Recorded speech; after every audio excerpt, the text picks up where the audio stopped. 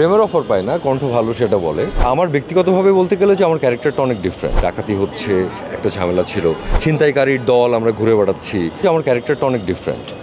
আমি যে ধরনের ক্যারেক্টার করতে চাই, মানে দর্শক আমাকে যে ধরনের ক্যারেক্টার দেখে, আমি চাই যে সেই ক্যারেক্টারের মধ্য থেকে বের হয়ে আরও ডিফারেন্ট কতটা এদিকে সেদিকে যাওয়া যায় চরিত্রায়নের ক্ষেত্রে। সেই ক্ষেত্রে আমি বলবো যে ফ্যাকরার যে চরিত্র, আমার জীবন, সেটা একদম একটা অন্যরকম চরিত্র। আমি এই ধরনের চরিত্রের আগে করিনি। আমার মনে হয় যে ফ্যাকরার অনেক ইন্টারেস্টিং একটা সিরিজ হবে, খুব অর্গানিক একটা সিরিজ হবে। ভীষণ এনজয় করেছি। চ্যালেঞ্জিং ছিল আমাদের শুটিংয়ের টাইমিং।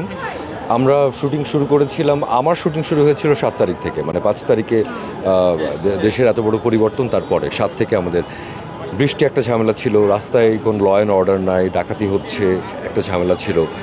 আমাদের ওরকমই একটা কস্টিউম, ওরকম একটা ছিনতাইকারীর দল, আমরা ঘুরে বেড়াচ্ছি, ওরকম একটা সময়। দ্যাট ওয়াজ ভেরি রিস্কি শুটিংয়ের ক্ষেত্রে।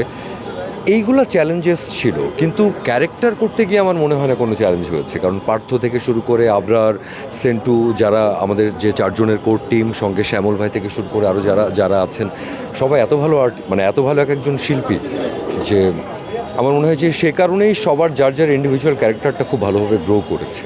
প্রেমের অফার পায় না, কণ্ঠ ভালো সেটা বলে না। সেটা বললে আমার মনে হয় যে আমি অনেক রেসপন্সিবল ফিল করি, যে তাহলে কণ্ঠের যত্ন নিতে হবে এবং কণ্ঠটা রাখতে হবে ধরে।